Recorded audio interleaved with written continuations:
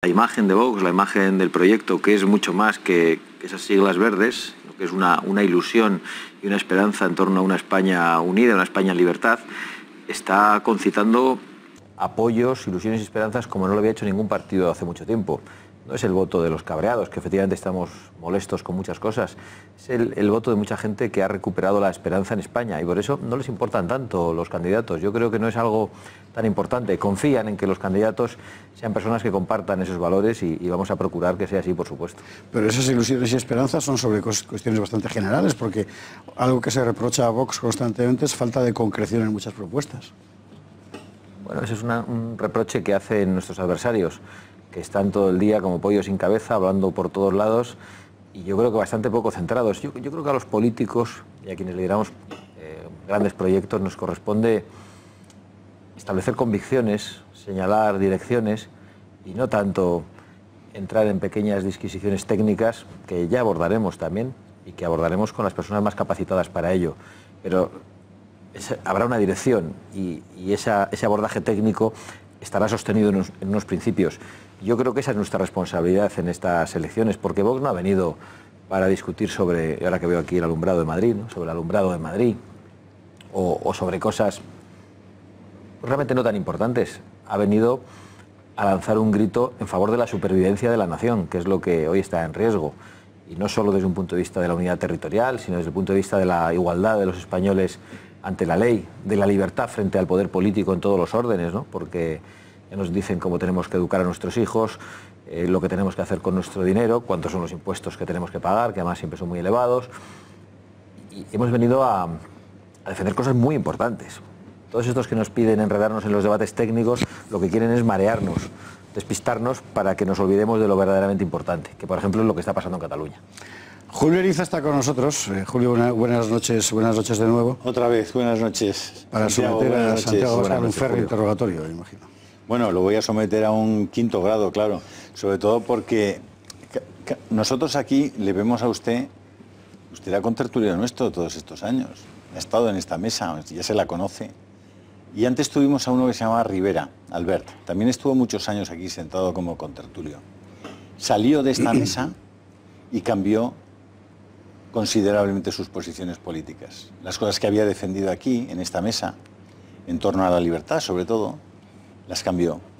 ¿Ustedes van a cambiar cuando dejen de estar sentados en esta mesa? Yo vengo precisamente de otra mesa esta misma mañana, en una gran televisión desde el punto de vista de su tamaño y de su audiencia, y he dicho las mismas cosas que vengo diciendo hace muchos años y las que digo aquí. Nosotros no vamos a cambiar. A mí mucha gente me dice, lo he contado más veces, en los actos públicos se nos acercan con gran emoción y dicen, no nos defraudéis, no nos traicionéis. Incluso, ¿cómo estamos seguros de que no vais a engañarnos también? Y yo respondo siempre lo mismo, les digo que para engañarles a ellos me tengo que engañar primero a mí mismo, me tengo que traicionar a mí mismo y eso no me ha ocurrido nunca en la vida y no va a pasar. Hablaba antes Santiago Abascal de Vox como un partido que defiende cuestiones fundamentales, principios básicos como de libertad, igualdad. Decía de la igualdad de los españoles ante la ley. Es evidente que en diferentes puntos de España eso no funciona así, en cuestiones como la lengua. Ahora bien, algo que se dice también de Vox es que en materia más puramente social, socioeconómica, es un terreno que ha dejado sin explorar. Es decir, otros movimientos de carácter, digamos, derecha alternativa, para entenderlos, en Europa, han apostado abiertamente por políticas sociales muy agresivas, muy izquierdas, dicen algunos. En el caso de Vox eso no está siendo así. Bueno, en realidad de Vox se dice una cosa y la contraria, ¿no? De Vox se dice que es un partido nazi algunos y otros nos llaman sionistas. Unos nos llaman ultraliberales y otros dicen que somos estatalistas.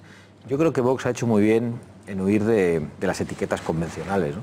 Porque empequeñecen el mensaje que estamos lanzando. Y yo creo que no hay un mensaje más social que el de la libertad.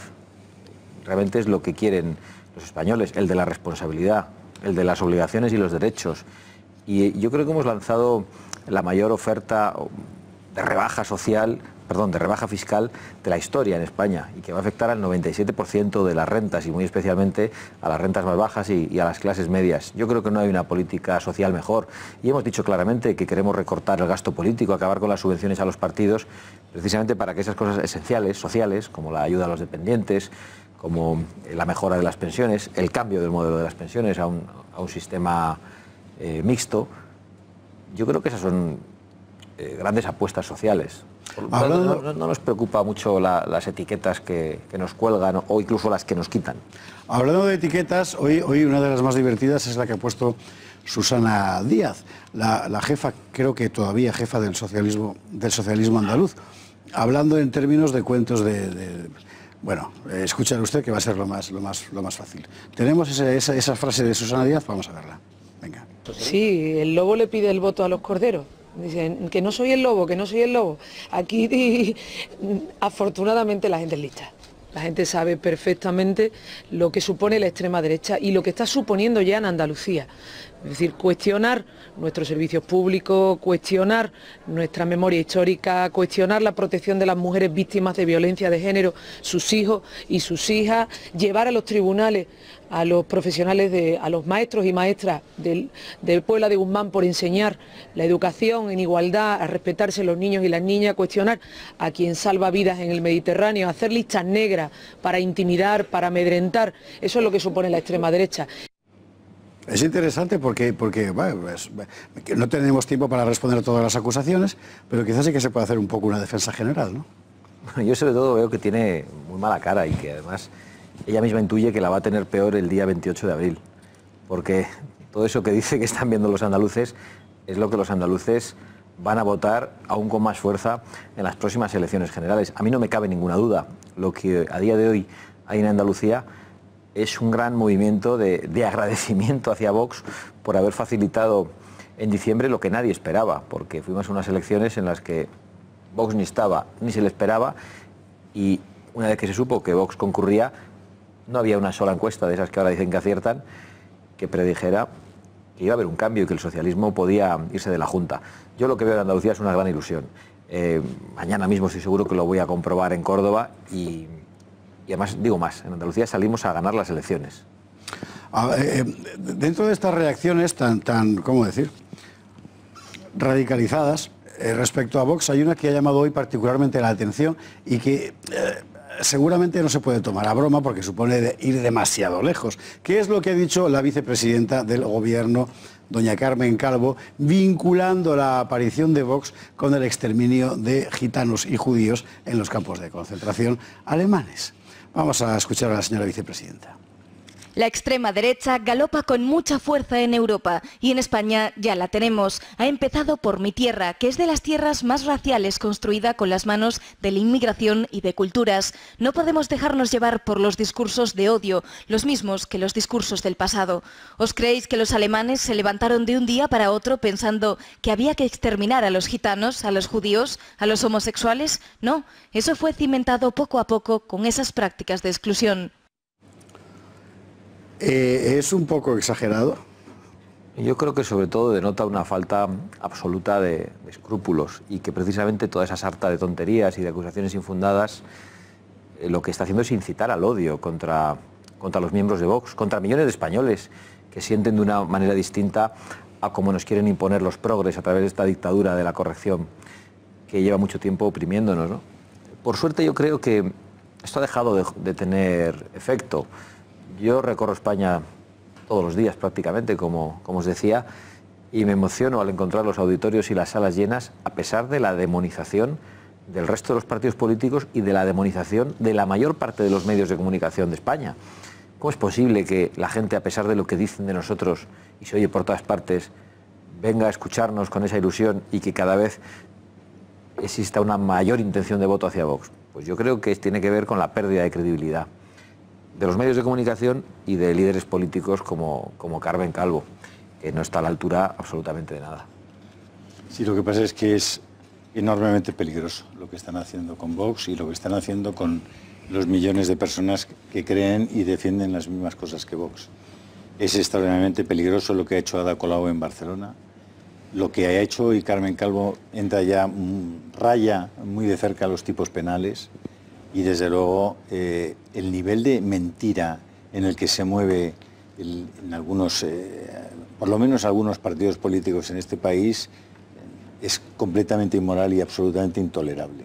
Es decir, yo creo que ha llegado el momento ya de que desde el punto de vista de la justicia se tomen las medidas para que no se ponga en riesgo la vida y la libertad de la gente solamente porque ellos quieren defender un puesto político, una posición política. Es decir, ellos están trabajando exclusivamente en términos de poder y no soportan que se abran debates políticos, que Vox, como lo está explicando Santiago Abascal, traiga sobre la mesa temas que ellos daban por amortizados y por cerrados. Eso para ellos es inaceptable, no pueden tolerarlo. No sé por qué... ¿Qué cree Vox que se puede hacer desde el punto de vista de la defensa de tantas personas que se pueden ver amenazadas y atacadas en sus libertades personales y en sus derechos por este tipo de acusaciones? Pues realmente creo que se puede hacer poco, pero se puede hacer algo urgentemente, y es ganar las elecciones el 28 de abril y darles una lección, rebajar esa soberbia que les caracteriza. Y nosotros políticamente lo que tenemos que hacer es mirar hacia adelante. Actuamos acudiendo a los tribunales cuando es necesario. Lo hemos hecho contra Susana Díaz porque dijo que justificábamos la violencia contra la mujer y amparábamos a maltratadores. Es decir, de nosotros se han dicho cosas terribles, pero un buen ejemplo de cómo nos lo tomamos es que yo he conocido estas declaraciones con vosotros aquí. Es decir, no ha habido un equipo de prensa de Vox que me dijera, fíjate lo que ha dicho Susana Díaz, lo que ha dicho Carmen Calvo.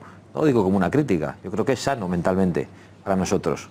No estar pendientes de lo que todos los días desde los otros partidos políticos, desde los medios de comunicación, de las tertulias, lanzan sobre nosotros. ¿Por qué? Porque hemos venido a dar un mensaje de esperanza. Hemos venido a dar un mensaje de futuro para España. Y por lo tanto, si estamos todo el día pendientes de las cosas que dicen que nosotros, yo creo que caeríamos en esta batalla infecta en la que no se debate sobre nada verdaderamente importante. Por eso decíamos el otro día, creo, que frente a la fealdad del odio, frente a la mentira, nosotros apostábamos por el bien de los valores que nos habían enseñado nuestros padres, por la verdad y por la belleza de esos valores. Estas declaraciones de Carmen Calvo seguramente no las habrá escuchado usted, quizá las pueda leer. No las habrá escuchado porque la agencia que las ha recogido, que es Europa Press, las ha servido en texto. Hemos entrecomillado exactamente como Europa Press las ha servido, pero no hemos encontrado la fuente audio. La fuente audio y visual de ese mitin de Carmen Calvo ante un grupo de gitanos y gitanas. Bueno, seguramente porque no han tenido tiempo de cortar el conjunto de la intervención en audiovisual. En lo Tendremos a un gitano... ¿no? Pero, en fin, el jueves vendrá aquí el señor Losada, efectivamente, bien conocido por los... Yo me encuentro gitanos en todos los mítines de Vox y... Me encuentro gitanos, me encuentro mujeres, me encuentro homosexuales y me encuentro a personas que habían sido inmigrantes y que hoy son ciudadanos españoles que apoyan a Vox. Lo digo porque la gran manipulación empezó al día siguiente de la demostración de fuerza de Vox en Vistalegre. Recuerdo perfectamente cómo un periódico de tirada nacional al día siguiente publicó un titular que decía: Vox presenta un partido contra los inmigrantes, los catalanes y las mujeres. Y se quedaron tan anchos. Es un titular literal de un periódico nacional. Ese efecto de demonización, que por otra parte ha sido bien conocido en Europa en estos últimos años con otras formaciones, se ha extendido y está tomando fuerza, evidentemente, en campaña electoral. En nuestra redacción han preparado un pequeño vídeo sobre, bueno, cómo ha funcionado esta, cómo decir, unanimidad o casi unanimidad mediática en torno a Vox. Vamos a verlo. Si echamos la vista atrás, vemos que han sido muchas las informaciones aparecidas sobre Vox.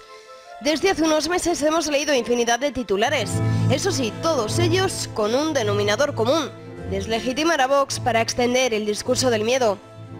Esto es lo que hacía el diario.es, que habla de formación de ultraderecha con tintes extremistas. Por otro lado, desde La Vanguardia califican de ultra los votos de Vox. Desde el periódico, sin embargo, prefirieron dedicarles una portada a todo color con el llamado Alerta Ultra. Pero no solo ellos, porque desde que lograran el pacto a la andaluza, Vox ha estado en boca de todos. En El País, El Confidencial, El Economista y La Vanguardia, entre otros muchos. Y en televisión han pasado de la clandestinidad más absoluta a estar en boca de todos, casi a diario. Un ejemplo de ello tiene que ver con la manifestación que Vox celebró en Barcelona el pasado sábado, que ha suscitado reacciones en los grandes medios de comunicación. Televisión Española se refería al partido de Abascal como una formación de extrema derecha. El partido de extrema derecha también ha recibido críticas de la alcaldesa y del presidente de la Generalitat. Y en redes sociales, más periodistas no se quedan atrás, como Ignacio Escolar. Dice que la ultraderecha española ya tiene un partido de referencia y directamente y sin rodeos, el diario Público hace un jaque mate al partido Vox. También en Twitter varios miembros de Adelante Jerez, la confluencia de Izquierda Unida y Podemos, limpiaron fregona en mano con agua y lejía la calle donde el día antes estuvieron miembros de Vox repartiendo propaganda. Según ellos lo hicieron para desinfectar y limpiar los rastros de fascismo que dejaron los de Abascal. Pero como dijo Salvador Dalí, que hablen de mí, aunque sea mal. ¿Por qué no es Santiago Abascal de extrema derecha? Porque no lo soy, pero es que no tengo que justificarme, es que no voy a perder un minuto de esta entrevista ni aquí, que sois gente amable y que no demonizáis a Vox, ni en cualquier otro sitio de explicar por qué yo no soy de extrema derecha.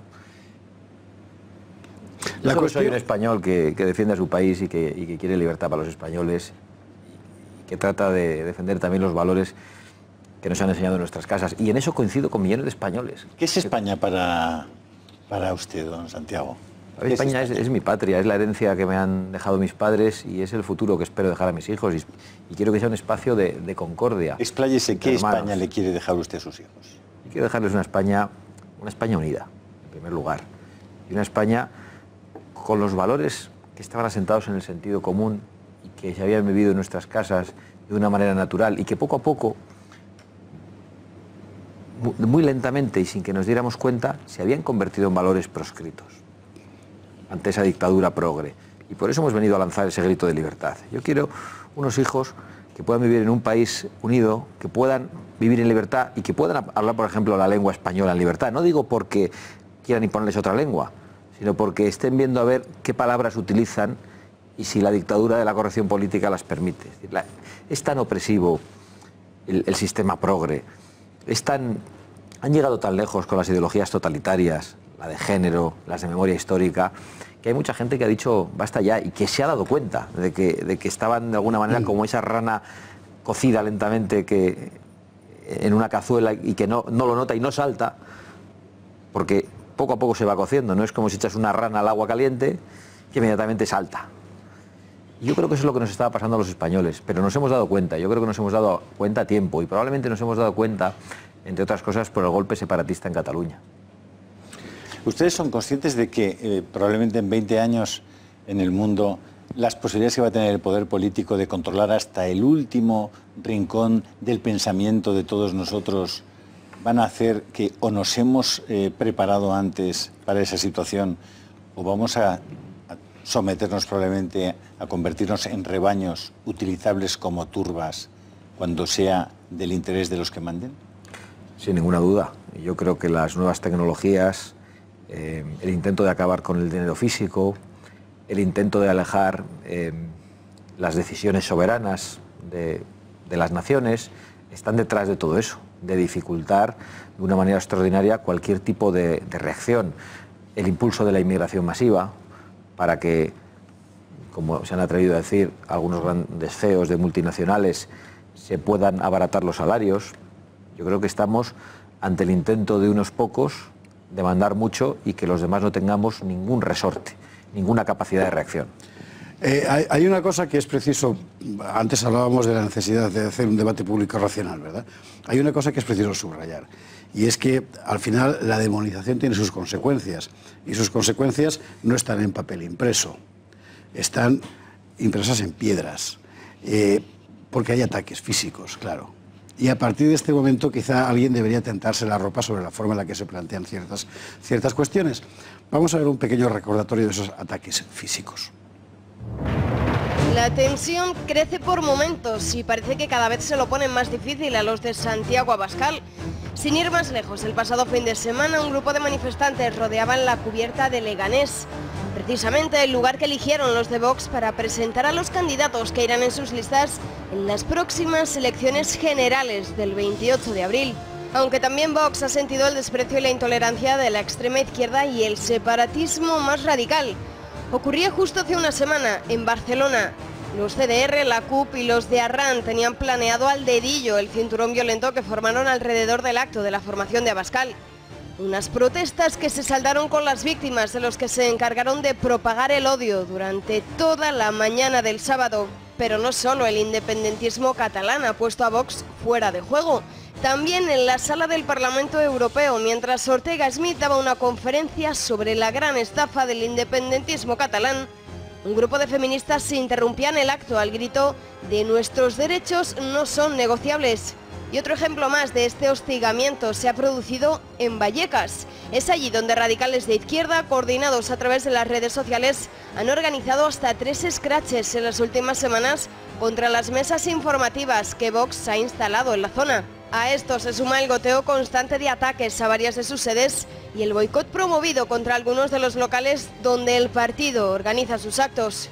Sin embargo, los de Abascal han demostrado que todo esto, ni las peleas, ni los gritos, ni los insultos, tampoco los empujones y ni siquiera las amenazas van a conseguir pararles.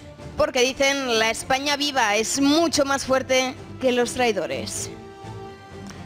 Yo no querría que esta entrevista terminara, y Santiago Abascal tendrá que irse a dormir, imagino, sin hacer una serie de preguntas que se están haciendo el común de los mortales. ¿Es verdad que Vox quiere que vayamos con armas por la calle? No es verdad. Y además, yo creo que está detrás de un intento de caricaturizarnos, de demonizarnos como personas violentas, como personas peligrosas. Yo estaba viendo ahí la imagen de los encapuchados, de los tipos embozados, amenazando, agrediendo. Ayer mismo agredieron a unos militantes en San Adrià de Besós. Y además quiero decir que suelen ser unos pequeños grupos frente a una multitud de Vox, frente a grandes auditorios de Vox. Un grupito pequeño de 10, 15, 100 personas se junta contra nosotros. Y siempre se van ilesos. Siempre se van sin que les pase nada. Y yo creo que eso dice mucho, ¿no? Porque se ha tratado de convertir a los militantes de Vox en gente peligrosa y extremista. No lo son. Y además lo que son es gente muy valiente que no da un solo paso atrás. Yo estoy muy orgulloso. Y efectivamente, ya yendo a la pregunta que me decías, Vox lo único que ha hecho es apelar a la legítima defensa en el seno del hogar. Es decir, que cuando alguien es asaltado en su casa, no tiene que andar preguntando cuál es la intención del que ha entrado en su casa, no tiene que andar mirando qué tiene en las manos, si lleva un cuchillo, si lleva un arma. Y si tiene una posibilidad de defenderse, no solo tiene el derecho, es que tiene la obligación de defender a su familia. Algunos, y lo digo con pena porque cuando digo algunos me refiero por ejemplo a Albert Rivera y a Pablo Casado, han llegado a decir que nosotros lo que queríamos es que la gente llevara armas por las calles e incluso que Vox proponía tiroteos en los colegios. No han tenido ningún escrúpulo en sumarse a la demonización. Es decir, hoy está Vox contra todos, o mejor dicho, todos contra Vox. Pero eso, que es algo que puede resultar triste, yo creo que también es una gigantesca oportunidad para ganar estas elecciones. Ese todos contra Vox dejará heridas en el caso de que el 29 de abril haya que sostener un hipotético gobierno como el de Andalucía. Bueno, heridas va a dejar sin ninguna duda, pero nosotros no somos gente rencorosa. Bueno, el señor Santiago tenía un gesto más hosco hace unas semanas, ahora sonríe mucho más. Yo creo que cuando van bien las cosas... Usted sabrá por qué. Uno sonríe más. Igual ¿no? Son sus adversarios los que saben por qué. Y que uno se va haciendo más mayor también, le sale alguna que otra cana y adquiere cierta templanza. Bueno, no siempre es y luego también quizás estoy pensando condición consecutiva, ¿no? Porque aquí tienes un montón de canas y la templanza es Yo sonrío siempre. Efectivamente, eso es verdad. Igual también me siento un poco como no recuerdo ahora el nombre, el jefe del equipo A, ¿no? Cuando se fumaba el puro. Hombre, Aníbal, efectivamente, Aníbal. Aquí menos fumar puros, pero no porque no queramos. Vox ha tomado la bandera de la defensa de la caza, de los toros, etcétera, y da la impresión de que ha dejado completamente de lado algo que forma parte de la sensibilidad contemporánea de forma, en fin, inevitable, que es la sensibilidad ecológica, que curiosamente es una sensibilidad que el propio Abascal frecuenta y cultiva, y ahí no hay como una cierta contradicción ahí. Bueno, yo de hecho creo que quien hoy tiene una sensibilidad ecológica en España son fundamentalmente los hombres y mujeres de campo, los cazadores, los ganaderos, los agricultores. Hemos visto un montón de barbaridades de vez en cuando. Bueno, claro, es que las hay. Y los primeros que lo denuncian son las asociaciones de cazadores. La Federación de Caza, en cuanto ve alguna barbaridad de esa, lo que hace es personarse y acusar al personaje en cuestión. Pero yo creo que esa es la anécdota, la caricatura, la extravagancia, por suerte. Yo creo que quienes hoy cuidan el campo son precisamente los cazadores, son quienes más quieren a los animales, son la gente del mundo rural y no quienes están en su casa con unas mascotas a las que probablemente no tratan tan bien. Don Santiago, ¿sabe usted cuál es prácticamente la primera causa ya de muerte por encima de los accidentes de tráfico en España? ¿Sabe qué es el suicidio? No lo sabía, ¿no? ¿Qué le sugiere a usted ese dato? pues me sugiere desesperanza, fundamentalmente. Y por eso me preguntaban también por el caso del marido que ha acabado con la vida de su mujer. Y yo decía que yo me iba a negar a entrar en el debate de la desesperanza y de la muerte. Que nosotros, hoy precisamente, en quienes estamos pensando es en todas esas personas que están padeciendo graves enfermedades incurables, degenerativas, o que han perdido su trabajo y no tienen esperanza de volver a conseguirlo. Personas que están pasándolo muy mal, que no pueden llegar a fin de mes y a las que no se les puede de ninguna manera lanzar un mensaje de desesperanza. ¿Por qué cree usted que, o dónde encuentra usted la justificación a esa, digamos, esa enorme contradicción entre plantear todas aquellas cuestiones que producen infertilidad, que producen esterilidad, el aborto, la homosexualidad, el divorcio prácticamente sin condiciones, los anticonceptivos, todas esas cosas que hacen que la humanidad simplemente no se reproduzca y por tanto no sea sostenible? ¿Cómo es posible y dónde está la razón para que la izquierda apueste por eso al mismo tiempo que denuncia la enorme carencia demográfica en España? Yo la verdad es que asisto con perplejidad a ello, pero no soy capaz de desentrañar los motivos. Realmente me cuesta entender, y yo en esta misma sala he llegado a debatir con una representante de un partido animalista a la que le pregunté su posición en relación con el aborto. Y dijo que eso no tenía nada que ver. Ya no tenemos nada más que hablar, ¿no? Yo veo con preocupación cómo se apuesta por métodos de control demográfico y a la vez hay por ahí quienes, y nos lo llevan a los titulares de los periódicos, apuestan por la muerte de la muerte, tratando de hacernos creer que podemos ser inmortales, ¿no? Si eso fuera posible tendríamos que acabar con los que van a llegar, porque no íbamos a caber todos. Entonces es un debate complejo, creo que es más para intelectuales que para políticos. No es un debate para intelectuales, aunque también debería serlo, por cierto, la cuestión de la inmigración. Y como sobre esto hay muchísima confusión deliberada, seguramente porque Vox no siempre se explica bien y desde luego porque el enemigo lo aprovecha para hacer cosas como lo que hemos visto antes en boca de Carmen Calvo, sí me gustaría conocer con claridad la posición de Vox sobre la inmigración. En general, sobre los inmigrantes ilegales, sobre los menores inmigrantes no acompañados, etcétera. Es decir, esto es muy complicado de gobernar y con un muro no se para.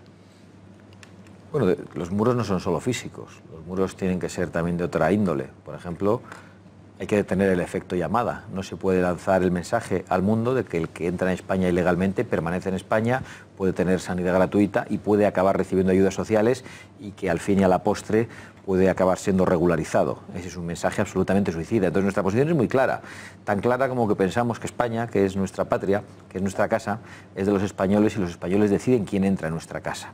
Y ese no es un gesto de egoísmo o de odio a los de fuera, es un gesto de amor a los de dentro, es un gesto que lo que trata es de preservar nuestra libertad, nuestra identidad, nuestra prosperidad. ¿Y ese los españoles, perdón, incluye también a la gente que ha llegado de fuera y se ha hecho española? Por supuesto, a la gente que ha entrado de una manera ordenada. Nosotros lo que decimos es que la inmigración tiene que ser regulada y que el que llama a la puerta de nuestra casa tiene que ser preguntado. ¿Cómo se llama? ¿Qué piensa? ¿Y a qué viene? ¿Qué viene a hacer con nosotros? Y una vez que sepamos eso, decidiremos si le abrimos la puerta o no.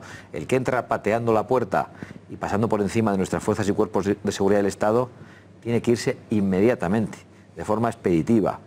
Y por otro lado, lo que decimos es que la inmigración hay que regularla en función de las necesidades de la economía nacional. No estamos quizá en el momento en el que necesitemos esa inmigración y en función de la capacidad de adaptación del inmigrante. Por eso decía que hay que preguntarle qué es lo que tiene en la cabeza. Y nosotros sabemos qué tienen en la cabeza nuestros hermanos hispanoamericanos, tengan la nacionalidad española o no, son españoles de alguna forma, pero también sabemos lo que tienen en la cabeza muchos de los inmigrantes que proceden del norte de África o del África subsahariana. Y son cosas no solo muy distintas a las que tenemos nosotros, sino absolutamente incompatibles con nuestra manera de vivir. Algunos quieren llamar a eso xenofobia, islamofobia, que lo llamen como quieran, incluso quieren perseguir la opinión, como está ocurriéndole ahora a nuestro secretario general Javier Ortega, al que está investigando la Fiscalía por haber dicho que estamos en contra de la invasión islamista, es decir, de aquellos que vienen a imponer la Sharia. Nosotros no nos vamos a callar, no solo eso. El día que gobernemos vamos a acabar con esas leyes que nos quieren amordazar e intentaremos que haya otras leyes para perseguir a los cómplices de esa invasión islamista en España. No la cuestión de la invasión islamista, aunque quizás un poco, pero sí, desde luego, la cuestión de la inmigración. La perspectiva política de Vox choca muy ostensiblemente con la perspectiva política de la Unión Europea. ¿Vox piensa en un España-Exit?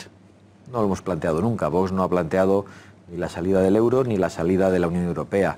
Vox lo que plantea es una Europa construida y sostenida sobre sus raíces cristianas, sobre nuestra herencia, y también nuestras raíces tienen que ver con los Estados-nación. Pretender hacer tabla rasa, disolver los Estados-nación e ir a una unión de Estados federales, a los Estados Unidos de Europa, como dice Albert Rivera, es algo en lo que no nos van a encontrar, porque ahí sí estamos de acuerdo con ese artículo 2 de la Constitución que dice que España es indisoluble.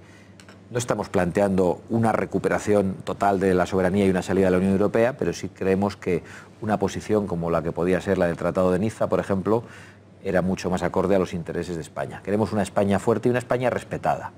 Y España hoy no es respetada. Yo creo que lo que está ocurriendo con Puigdemont es un ejemplo perfecto. Ha estado usted esta mañana en Antena 3 con Susana Griso. Y usted ha sido capaz de decirle eso del aborto, que resulta que no hay derecho a matar a la criatura. Pero ¿cómo se le ocurre a usted decir esas cosas? Bueno, había un planteamiento de que era una injerencia. Decía, vosotros que estáis contra las injerencias del Estado, ¿cómo podéis plantear que hay una injerencia sobre la decisión de una madre? Y yo planteaba que la principal injerencia era la de la madre, que quería decidir por esa otra vida que no le pertenece y que lleva dentro de ella, de la que solo es portadora. A mí me parece una cosa muy, muy evidente y probablemente habrá generado cierto escándalo, pero yo no puedo dejar de decirla, nos dé votos o nos los quite. Pero usted además es que se pasa mucho. Ha sido capaz de decirle además que el matrimonio es una cosa entre un hombre y una mujer. ¿Eso es lo que le explica usted a sus hijos en casa? Pues lo explico con toda claridad y no digo que les pueda llegar a convencer, pero son mis convicciones y algunos enseguida también etiquetan eso, le llaman a uno homófobo. Y nosotros creemos que puede haber perfectamente una regulación de una unión civil de parejas del mismo sexo, independientemente de que tengan entre ellos una relación sexual o no. Es decir, dos amigos que son viudos y quieren convivir, dos monjas. El Estado no se tiene que meter en lo que hace la gente debajo de las sábanas, pero creemos que la institución del matrimonio es la unión de un hombre y de una mujer y que tiene que ser protegida. ¿Y por qué se atreve usted a decir estas cosas? Porque las pienso y porque tengo el deber de decirlas. ¿Sabe usted que alguna de estas cosas, probablemente si no se cambian las leyes de género que ha aprobado el Partido Popular y el Partido Socialista, y por qué no los partidos también independentistas, pueden llevar a alguien a la cárcel? No tengo ninguna duda de que ese es el camino que algunos quieren seguir. Quieren que no podamos hablar de nuestros valores, quieren que no podamos hablar de inmigración y decidir quién entra en nuestro país, quieren que no podamos hablar de nuestro pasado histórico y nos quieren obligar a condenar a nuestros abuelos, solo a los de un bando, no a los del otro. Y yo creo que ese camino liberticida y totalitario, por mucho que se disfrace de democracia, es un camino que millones de españoles no están dispuestos a recorrer, porque hay media España que no se resigna a morir. Entonces, ¿será usted crítico con lo que han hecho en Murcia, lo que acaban de hacer en Murcia, que es ponerse de acuerdo todos los partidos, PP, Ciudadanos, PSOE y Podemos, para incorporar al nuevo Estatuto de Murcia la Ley de Memoria Histórica y las leyes de género? Curiosamente, 2 días antes de que Pablo Casado vaya a Barcelona a volver a decir mintiendo que derogará la Ley de Memoria Histórica, la ley que, a pesar de pactarlo con Vox, no ha sido capaz de derogar en Andalucía y a la que además van a dotar presupuestariamente. Una cuestión, perdón, vamos a ver. El desmantelamiento del Estado autonómico que Vox predica, en realidad, no es que sea inconstitucional, pero es extraconstitucional. Cuando se acusa a Vox de no ser un partido constitucional, se alude precisamente a esa cuestión, a la cuestión autonómica. Es un hecho que el sistema autonómico forma parte ya de la vida común de mucha gente, en fin. Todos estos que acusan a Vox de ser un partido inconstitucional, nunca les han acusado a los separatistas de ser partidos inconstitucionales. Es decir, aquí puede uno querer reformar la Constitución ampliamente, como plantea Vox, y se le acusa de inconstitucional, pero puedes querer cargarte la nación, que es la base de la Constitución, y solo te dicen que eres un nacionalista que tiene derecho a defender sus planteamientos. Y nosotros no vamos a caer en esa trampa, por mucho que también con esto nos estigmaticen y nos etiqueten, porque entendemos que España solo puede sobrevivir si se enfrenta al Estado de las autonomías, porque el Estado de las autonomías es enemigo de la libertad de los españoles, es enemigo de la igualdad de los ciudadanos en todo el territorio nacional, es enemigo de la prosperidad de nuestros hijos y es enemigo de la pluralidad de España. Y esto lo digo con toda claridad, porque España ha sido plural mucho antes de que existiera el sistema autonómico. No han venido a salvar nada, han venido a cargárselo. Lo sabe Julio bien, que es catalán y que, bueno, navarro, pero que ha vivido en Cataluña. ¿Qué eres exactamente? Yo soy español. Español, bien. Pero has podido ver cómo en Cataluña han querido... Además cierro la... Bueno, ¿qué le voy a contar yo a usted? Soy muy español. Pero han querido convertir a Tarragona en Lérida, y yo he visto en mi tierra también, como a los alaveses, que no hablamos vasco, nos han querido convertir prácticamente en guipuzcoanos. Es decir, el Estado de las Autonomías ha actuado como a través de 17 focos centralistas. Es España la que garantizaba la pluralidad. Es el Estado Nacional Español, no el Estado autonómico. Recuperar la sanidad es una cuestión relativamente factible, quiero decir. Al final es una cuestión de aquí en... Bueno, y además, por cierto, hay que decir que cada vez hay más partidos que están de acuerdo en poner un poco de orden en este disparate. La educación, sin embargo, es mucho más complicada porque ha generado sus propias estructuras. Físicamente, ¿cómo se hace eso? Y por otro lado, en España durante muchísimos años se estudió de oficio religión cristiana y el resultado fue, 7 años después de la muerte de Franco, el país más desacralizado de Europa.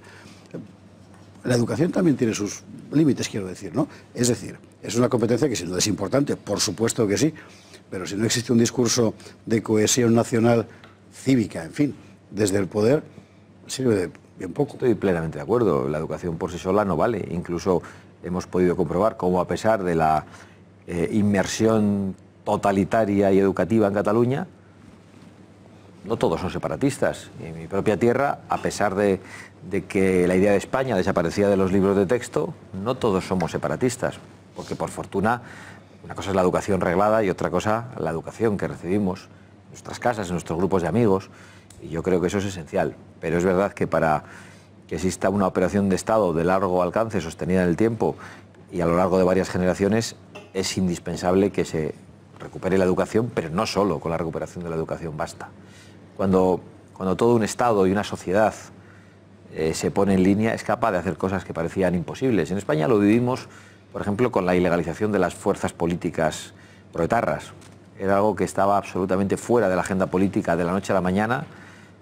La sociedad, el Estado, un gobierno se pusieron en línea y lo hicieron posible, incluso a pesar de que el Partido Socialista estaba en contra. Y el liderazgo de un gobierno en aquel momento obligó al Partido Socialista a sumarse a regañadientes a esa reforma de la ley de partidos que traía algo que parecía impensable. Y digo esto porque creo que el liderazgo político es esencial. Yo sé que a este respecto, Julio Riza quería preguntar una cosa, pero a este respecto yo querría agotar un poco la cuestión. Siga usted, porque siga.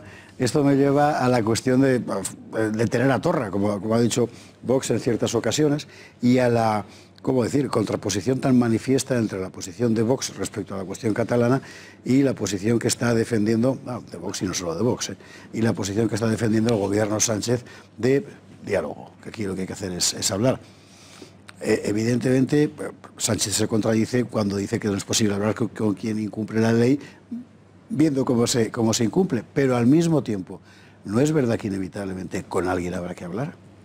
No tengo ninguna duda de que tendrán que hablar entre los catalanes una vez que los rebeldes y los sediciosos estén a buen recaudo, hayan sido juzgados, se les garantice un juicio justo y cumplan con el daño que han hecho a la sociedad, que ha sido muy grave, porque aquí estamos hablando permanentemente de corrupción, pero creo que no hay un acto de corrupción más grave que tratar de robarnos la nación.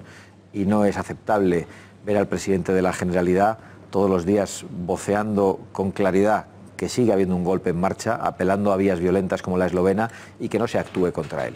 Ante la comisión de un delito flagrante, las instituciones tienen el deber de actuar y yo creo que es lo que se está produciendo en Cataluña. Por cierto, lo que ya se produjo no se actuó a tiempo y se permitió que se fugase el expresidente de la Generalidad, Puigdemont, y que además ahora está siendo un bochorno internacional para España. Yo creo que el Estado tiene muchos resortes para actuar, incluso sin una mayoría en el Senado para aplicar el 155. Existe el Código Penal, existe la abogacía del Estado, que es capaz de interponer querellas contra el rebelde, y nosotros pensamos que esa es la vía en estos momentos. Y luego sí, tendrán que hablar entre los catalanes que estén dispuestos a respetar la legalidad. Si es grave que les digan a ustedes las cosas que les dicen en torno a lo de fascista, homófobo, racista y todas esas cosas que pueden poner en riesgo la integridad física muchas veces de personas concretas. Es decir, que no se trata de apelaciones en abstracto, sino que luego en un pequeño pueblo a alguien le parten la cara y mira, mala suerte. Y procede de apelaciones como la que ha hecho hoy Carmen Calvo, lo que hacía Ada Colau el otro día, ¿no? Pero tan grave como eso, aunque no ponga en riesgo la integridad, pero desde luego tan profundamente inmoral, es decirles a ustedes que pueden poner en riesgo el sistema de pensiones. Usted sabe que para una persona mayor la posibilidad de que esos 600, 700, 500 euros que cobran cada mes se les puedan reducir o incluso los puedan perder es algo que traumatiza sus vidas, que les puede prácticamente dejar inmóviles. Es decir, cuando les dicen estas cosas, ¿usted qué piensa? Sobre el tema de las pensiones, ¿son negociables para ustedes? Pero ¿nos han acusado de eso también? También. Como ves, estoy viendo todas las acusaciones que nos lanzan en el plató en directo, ¿no? Pues precisamente Vox busca lo contrario. Vox busca salvaguardar las pensiones, los derechos adquiridos por millones de españoles a través de su trabajo. Y además buscamos que puedan recibir esas pensiones sin tener que pagar un IRPF por las mismas, porque entendemos que es injusto. Realmente estamos diciendo lo que nadie se atreve a decir, y es que con el actual modelo las pensiones son insostenibles para las próximas generaciones y que los españoles tenemos que elegir entre pensiones y autonomías. Quien hoy está diciéndoles a ustedes este tema de las pensiones ha endeudado a España en 1.100.000 millones de euros, que es más de lo que produce el país todo un año. Es decir, que ha conseguido que la capacidad de devolución de nuestra deuda sea cada vez menor y que los españoles uno a uno tengamos unas deudas gigantescas e impagables prácticamente. Para poder hacer eso, además, han roto la hucha de las pensiones y el dinero que estaba ahí dentro, que se estaba guardando para pagárselo a nuestros jubilados, a nuestras personas mayores, ya no está. Y ahora vienen a decirles a ustedes que son ustedes los que ponen en riesgo la hucha. Yo quería hacerle... ¿Cuál es el argumento exactamente? Porque... Bueno, el argumento es que van ustedes a recortar los impuestos, pues ya no habrá dinero para pagar las pensiones. En vez de decir, vamos a ver, dejen ustedes de hablarnos de sanidad pública y sanidad privada y háblenos de sanidad estatal y sanidad social, porque toda sanidad es social. Otra cosa es quien la gestione. Y no me hable usted de público, hábleme usted de estatal. Cuando me hable usted de educación pública, no me mienta, hábleme usted de educación estatal, es decir, gestionada por gestores estatales, porque el resto de la educación es pública, la gestione quien la gestione. Es decir, aunque esté financiada con fondos que son de todos, que no son estatales, que esos sí que son públicos. Entonces, yo creo que poder explicarles y que ustedes les puedan explicar a la gente que hay muchas cosas en las que recortar para poder sustanciar, para poder hacer sostenible el sistema, para hacer que la gente tenga más dinero en sus bolsillos. Eso probablemente también es un discurso muy nuevo por su parte. Bueno, y de hecho lo hemos intentado, pero no ahora, lo llevamos intentando hace varios años, transmitiendo la importancia de que a los españoles se les devuelva el fruto de su esfuerzo, para que lo empleen como legítimamente quieran hacerlo. Y hemos dicho también dónde había que recortar, lo hemos dicho con toda claridad. Pero es verdad que ante la propaganda se puede hacer poco. Nosotros creo que vamos a tener un resultado electoral extraordinario. No quiero ni pensar el que tendríamos sin la demonización, sin las mentiras que se lanzan sobre nosotros. Pero creo que, a pesar de lo que se dice, estamos consiguiendo que nos oigan muchos millones de personas. Ahora veía los datos del seguimiento en YouTube de los mítines de este fin de semana y habían seguido a Vox 3 veces más que al resto de todos los partidos juntos. Creo que tenemos esos datos, ¿verdad, Juanma Pérez Noya, por favor? Es decir, que desde Control, ahí están esos datos por muchas a los mentiras, que se refería Santiago Abascal y que antes hemos contado. Pero no solo eso, es que espectadores en Internet, pero los espectadores reales, físicos, en los actos también. Última pregunta, Julio Eriza. Ese tema de los espectadores en los actos a mí me parece relevante, porque yo creo que es el único dato y la primera campaña electoral que yo veo que ni siquiera aparece el público en los actos de los partidos políticos, solo en los de Vox, que intentan que no aparezca. Pero es que en el resto de partidos políticos se ve a una persona con 4 o 5 que han puesto detrás de maniquís y unos eslóganes muy bonitos, pero no se ve quién hay, y tampoco lo cuentan los medios de comunicación. Y ustedes van a pecho descubierto. Y he de decir además que se llenan sin autobuses, sin que nosotros impulsemos de ninguna manera el lleno de esos eventos. Los anunciamos con 4 o 5 días y desde hace muchos meses se llenan de una manera natural. Sin bocadillos y nada. Sin bocadillos y sin cargos públicos, porque nadie tiene todavía cargos públicos. Yo sé qué es lo que está pasando con otros partidos, y es que movilizan a todos los que están cobrando del sistema de partidos. Vox es una organización de voluntarios y da igual donde se acuda, grandes ciudades, pequeñas urbes, mundo rural. Yo quiero hacer una última pregunta.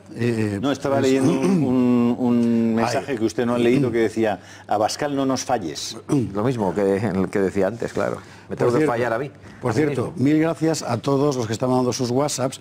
Me comunican de control que no va a dar tiempo material a sacarlos todos, porque hay un auténtico colapso de WhatsApp en nuestro número. Pero en fin, gracias en cualquier caso. Trataremos de ir sacándolos en lo que queda del programa. Mi pregunta era la siguiente.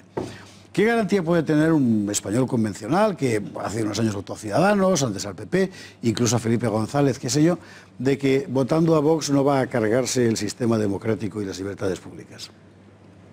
Es que no entiendo por qué se lo iba a cargar votando a Vox. Porque todo el mundo lo dice. Pues yo creo que la garantía es que precisamente como los otros siempre dicen mentiras, pues que esa es una más, esa es la principal garantía. No me deja que le pregunte sobre los medios de comunicación a don Santiago. Pues si él quiere contestar. Si él quiere contestar. Usted sabe que el Partido Popular dio unas últimas licencias de televisión en su última etapa, y concretamente le dio al empresario Blas Herrero, que ha organizado con unos americanos una televisión para dar programas americanos. Otras se la entregaron al grupo Secuoya, que es un grupo que está cercano a Antena 3 y que le ha entregado la producción de los programas al señor Roures. Yo creo que dieron una al Real Madrid Club de Fútbol. Un poco la idea que tenían en ese reparto de licencias era que hubiera más pluralidad informativa en España, ¿no? ¿Usted cree que el duopolio televisivo Antena 3, Telecinco está garantizando la pluralidad de las televisiones en España? ¿Cree usted que ese sistema debe permanecer inalterado? De ninguna manera. Yo creo que está haciendo todo lo contrario. En España no hay pluralidad informativa. Y desde hace mucho tiempo vemos como la mayor parte de las televisiones, la mayor parte de las radios, la mayor parte de los periódicos tienen un mismo discurso, que es la asunción de esa dictadura progre, de la corrección política, según la cual todo lo que se salga de ahí es proscrito. Por eso tantas etiquetas. Nosotros hemos venido a dar una patada en el tablero. Hemos venido a romper ese terreno de juego en todos los aspectos, y yo creo que esa es la razón de que haya tanta agresividad contra el mensaje de Vox, la razón de que digan que lo que queremos es cargarnos el sistema democrático, ¿no? Lo que queremos es garantizar la libertad de los españoles y la pluralidad de España. ¿Cómo es posible, por ejemplo, que haya un 30% de españoles, según todas las encuestas hace mucho, que estén contra el Estado de las autonomías y que sin embargo haya un 0% de diputados en el Congreso que lo defienda? Que esa afección a la que hacía referencia cuando hablaba del duopolio, en realidad afecta a todo el sistema político español. Hemos de ir a la publicidad en breve. Yo querría hacer antes dos consideraciones. En un minuto, puesto que empieza la campaña electoral ya. ¿Qué le diría a un votante de izquierdas para que ahora vote a Vox? Es que yo creo que no tengo que decirle nada porque ya hay muchos votantes de izquierdas que están votando a Vox. Estoy convencido de que hay muchas personas que votaron a los socialistas, que votaron a Podemos, y que aman sinceramente a su nación, que están muy preocupados con ese acuerdo del Partido Socialista y Podemos con el separatismo que quiere destruir la principal herencia que hemos recibido como españoles. Y estoy convencido que muchos de esos españoles ya nos están votando, y le diría que nosotros queremos defender precisamente a las personas más débiles en España, aquellos a los que antes decían que querían defender los socialistas, que ya no tienen nada de español y nada de obrero.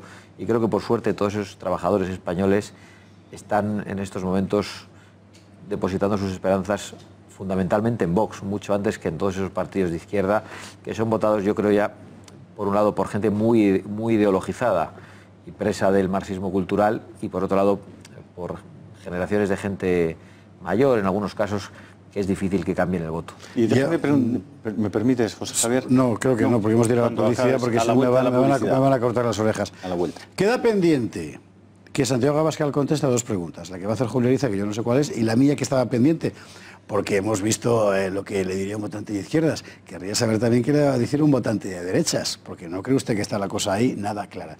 Un instante, para la Publi, que volvemos de inmediato. Bueno, estamos de vuelta. Dentro de un instante vamos a tener la oportunidad de saludar a los editores del Plural.com que acaban de meter la pata hasta aquí. Ahora les explicaré un poco por qué, pero quiero mostrar la prueba del delito. Mientras tanto, Santiago Abascal se ha quedado aquí pendiente de contestarnos qué le diría a un votante de derecha para que le vote a él. Y luego, cada uno de nuestros contertulios de esta noche, que han retornado efectivamente al plató, va a hacerle una pregunta concisa y clara para que Santiago Abascal responda con la misma concisión si lo considera oportuno.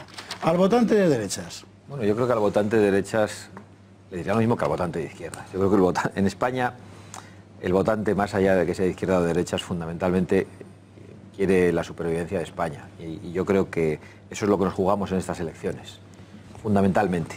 Pero en todo caso, a ese votante de derechas, por contestarlo de otra manera, fundamentalmente es el PP el que le está diciendo los motivos para votar a Vox. Y no es que se los está diciendo, está actuando permanentemente desde hace mucho tiempo, dando todas las razones, porque se ha defraudado a muchísima gente. Se ha defraudado a mucha gente en la acción de gobierno y ahora también, ante unas hipotéticas expectativas con el cambio en el Partido Popular, hemos visto que no son tales y que cada paso adelante implica un paso hacia atrás en muchos casos. Javier Horcajo.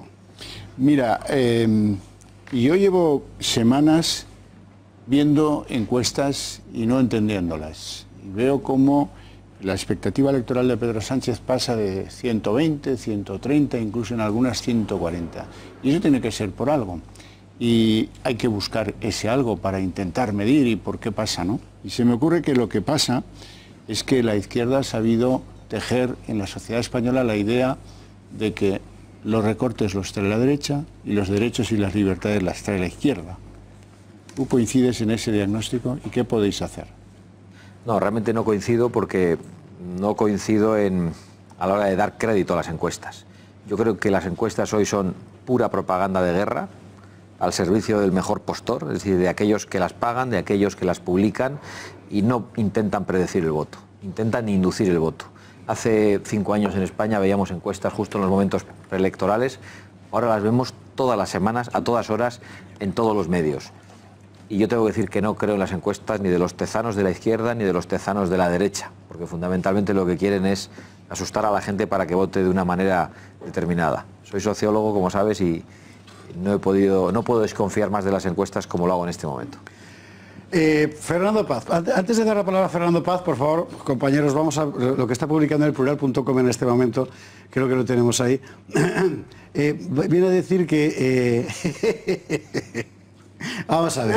No, una cosa es una fake news y otra cosa es una chapuza, compañeros queridos. O sea, yo no he echado a Fernando Paz, que por otra parte es muy amigo mío de hace muchos años del plató, porque llegue Santiago Abascal, que en este momento no es amigo mío, sino un candidato de un partido. Y un tesoro de esta casa, Fernando Paz. Es decir que, por favor, bajad eso del plural, porque estáis quedando como cagancho en Almagro.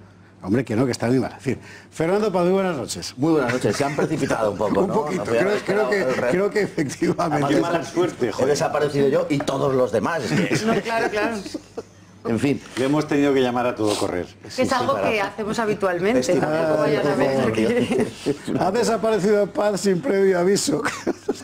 Bueno, de verdad, por favor, quitad eso del plural, porque lo que pasa es que lo quita, pero luego captura la pantalla y todavía circulará por las redes. Y el problema de la mentira es lo que tiene, ¿no?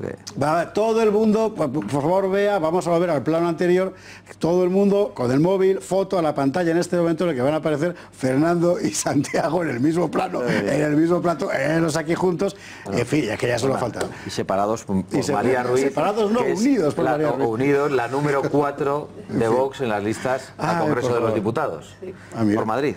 Por cierto. Fernando Paz, pregunta para Santiago Abascal. Bueno, iba a preguntar acerca del nerviosismo que hay en otras formaciones de la derecha, en Ciudadanos y en el PP. No vamos a entrar a la disquisición de dónde está Ciudadanos, porque se lo teníamos que preguntar a ellos y tampoco aclararíamos nada. Con lo cual vamos a dar que está en ese espectro.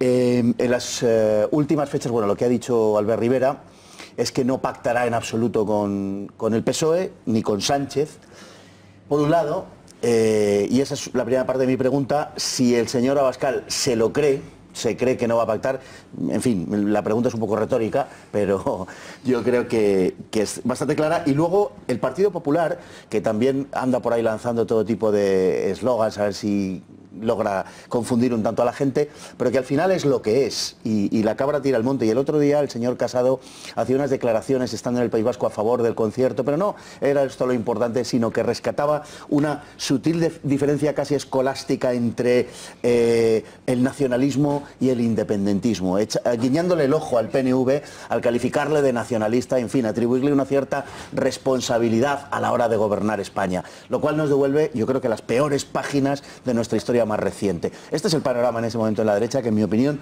contrasta enormemente con la sinceridad que desprende el discurso de Santiago Abascal, como acabamos de oír, por otro lado. Pues yo creo, Fernando, que lo que diga el botones de Macron hoy es distinto de lo que puede decir dentro de unos días. Hemos visto que va cambiando de posición en función de las encuestas, en función de quién le da las órdenes internacionales, si es de Clanganley o si es Macron, y en función de cómo sopla el viento, con lo cual podemos esperar cualquier cosa. Yo creo que lo más adecuado para que actúe de una manera patriótica es que se quede muy atrás en el resultado electoral, y que esa soberbia que está demostrando en los últimos tiempos pues le haga reflexionar, ¿no? Y en cuanto al vicesecretario de Comunicación de Mariano Rajoy, pues le hemos visto cambiar de opinión también muchas veces en todo este tiempo, ¿no? Y es verdaderamente triste verles en esa postura genuflexa ante el Partido Nacionalista Vasco, que les traicionó de una manera brutal después de haber llegado a un acuerdo presupuestario, y al día siguiente hizo una moción de censura contra Mariano Rajoy. Que vayan todavía a mi tierra a ponerse de rodillas ante el PNV, pues yo creo que está bien, porque ante los españoles se evidencia de una manera clara quién está dispuesto a defender España y quién no está dispuesto a defender España. Rosa Cuervas Mos, una pregunta concisa, por favor. Una pregunta. El otro día, tanto en el acto de Leganés como en la presentación del libro, se hizo referencia a la denuncia que se le ha puesto al secretario general, a Javier Ortega Smith, y las dos veces decía Santi, si quieren que nos callemos nos van a tener que meter en la cárcel, porque vamos a seguir diciendo lo que decimos hasta ahora. Yo creo que Vox ahora mismo es el partido más escaneado, más radiografiado y más vigilado respecto a lo que vayan a decir sus candidatos. De verdad, porque lo de la cárcel en un momento dado yo no lo veo tan imposible, es decir, con las leyes que tenemos ahora y con el discurso de Vox, en un momento dado puede ser una opción encima de la mesa. ¿Se ha valorado ese riesgo? ¿Se ha hecho en Vox el ejercicio de decir esto es lo que decimos y esto es lo que nos puede costar? Somos muy conscientes hace tiempo. Es decir, nosotros cuando hacemos ese tipo de afirmaciones no hacemos retórica ni hacemos demagogia. Sabemos a qué están dispuestos. Igual que sabemos a qué están dispuestos los que al día siguiente de las elecciones en Andalucía lanzan eso que ellos denominan alerta antifascista. Y vemos lo que hacen los que obedecen a esa alerta. Agredir. El otro día agredieron a una mujer en Barcelona, a un matrimonio, le dieron un puñetazo en la cabeza, agredieron a muchos otros, a ella la pude conocer. Pero nosotros no podemos actuar con miedo, no podemos defraudar a tanta gente que nos viene a ver. El otro día en Leganés había, por cierto, una chica a la que mando un saludo, Victoria del Mar, y a su madre Conchi, es decir, gente que acuden con una tremenda ilusión. Además están viendo el gato seguro, porque con dificultades. Estamos representando a gente que lucha todos los días, y nosotros no tenemos derecho a no hacerlo o a calcular en función de nuestros intereses personales. María Ruiz, yo no sabía que ibas de número 4, debo decir, porque estaba si no habrías puesto a 2 en el plató. No, sí, no, claro, esto está plagado. No sé si dejar de preguntar, pero bueno, seguro que haces una pregunta acerada y crítica. Bueno, a ver, yo voy a hacer una pregunta. Como somos un partido fascista, racista, xenófobo y además somos un partido machista, quería preguntarle a Santiago cuál ha sido, ¿no?, el papel de las mujeres y cuál ha sido y cuál es el papel de las mujeres en Vox. Pues yo lo que te digo es que esa afirmación que has hecho la van a cortar y la van a emitir en la Sexta, que me ocurrió no hace mucho, que dije una broma en un mitin y dije, es broma, que luego lo pusieron sin decir que era broma. No tiene ningún escrúpulo. Pues el papel de las mujeres en Vox es el papel que las mujeres quieran tener, como tú sabes. Y es verdad que las mujeres se involucran menos en la vida política que los hombres, y es algo que intentamos corregir, y estas cosas probablemente dirían los asesores de comunicación que no las digamos, pero es la realidad. Cuesta a veces hacer las listas electorales porque no hay tantas mujeres que participen en la vida política como hombres, y en cambio nos obligan a unas leyes de igualdad, a listas cremallera, y a que las listas sean equilibradas, dificultando la labor de los partidos políticos. Yo espero que eso cambie de una manera natural con el tiempo. Don Julio Ariza. Yo creo que hay dos temas por los que tienen especial preocupación de que Vox tenga un buen resultado de estas elecciones. El primero es que ustedes van a poder presentar recursos de inconstitucionalidad porque van a tener el número de diputados suficientes para hacerlo. Y eso para ellos es gravísimo. Porque si hay algo que no les permitía parar las leyes injustas que estaban haciendo a tropel, era que ningún partido político iba a usar sus escaños para presentar recursos de inconstitucionalidad. Eso es importantísimo, pero importantísimo. Lo segundo es que van a tener voz parlamentaria, es decir, van ustedes a subir a esa tribuna de la que luego se hacen eco todos los medios de comunicación a decir las cosas que ansiaban, que anhelaban millones de españoles. Y eso es realmente impresionante, es un cambio total. La pregunta, dígales usted también algo a los vascos y a los catalanes para que voten a Vox. A los vascos poco tengo que decirles porque yo lo soy, a los catalanes, pero en realidad les diría lo mismo y les diría lo contrario de lo que se les ha dicho durante décadas. Han puesto acento en los diferentes que éramos, en los especiales que éramos, en esos derechos que debíamos tener por supuestas razones históricas, derechos por encima de los demás, y yo voy a decirles lo contrario, que eso no es aceptable, que es mucho más importante lo que nos une que esas pequeñas diferencias que tenemos, y que frente a ese discurso de la discordia hay un discurso de unidad, y que no es un discurso de odio a la diferencia, sino de profunda hermandad y afecto entre todos los españoles.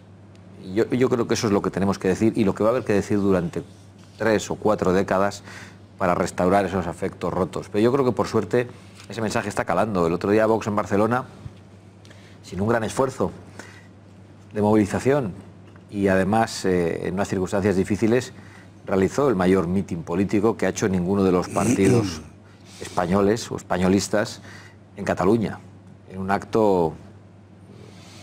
Decía la Guardia Urbana que había 5.000 personas, eso es que había 15.000 o más, y además lo decían algunos periodistas independientes. Y yo creo que eso es muy significativo, es decir, no es tan importante que yo diga, ¿qué voy a decir ahora a los catalanes? Ya nos están oyendo, y vamos a decirles lo contrario de lo que les decía Rajoy cuando gobernaba, que si os vais de España seréis más pobres, porque la economía irá peor. Si os vais de España saldréis de la Unión Europea, cuando tenía que decirles, lo peor que os puede ocurrir a los catalanes, el mayor drama es dejar de ser españoles. Ha dicho usted un titular que es el último que le recuerdo, que a mí me ha impresionado. Además ha sido como muy rápido y parecía que no. He dicho, en Andalucía salimos a ganar las elecciones. ¿Salen ustedes a ganar las elecciones en España? Por supuesto, salimos en toda España.